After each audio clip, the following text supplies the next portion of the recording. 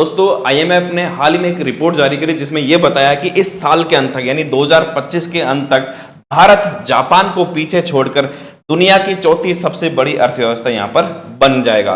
उसके बाद अगर हम बात करें तो अब टॉप 3 में अमेरिका, चीन और जर्मनी है और भारत चौथे नंबर पर आ जाएगा।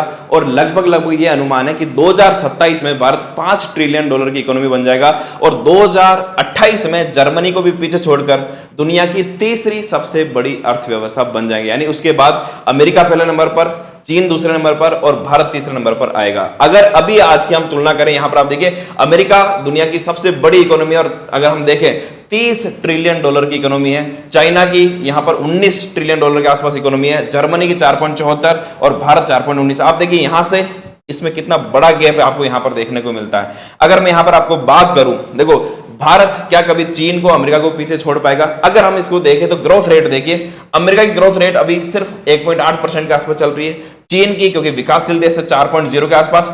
जर्मनी की ग्रोथ रेट देखिए माइनस में चल रही है, नहीं यहां मंदी की स्थिति है। और भारत की बात करूं तो दुनिया में अभी सबसे ज्यादा ग्रोथ रेट है तो भारत की है 6.2% और जापान की लगभग स्थिर हो सके 0.6%। अब सवाल आता है क्या भारत कभी अमेरिका और चीन को पीछे छोड़ सकता है? विशेषज्ञों की बात माने जो इकोनॉमिस्ट हैं वो बोलते हैं कि 2075 तक भारत जो है अमेरिका को पीछे छोड़ सकता है, यानी आज से 50 साल बाद। अब सवाल है क्या चीन को हम पीछे छोड़ सकते हैं? हम अगर ये माने भारत दुनिया का सबसे युवा देश है और सबसे तेज गति से अर्थव्यवस्था हमारी बढ़ रही है, अगर हम इसी ग्रोथ रेट को माने कि चाइना लगभग इसी ग्रोथ रेट से बढ़ता रहे और भारत इसी ग्रोथ रेट से बढ़ता रहे, तो इकोनॉमिस्ट मानते हैं कि चाइना को पार करने में 80 से 90 साल लग जाएंगे। यानी इस सदी में 21वीं सदी पूरी होने तक तो हम चीन को नहीं पछाड़ पाएंगे।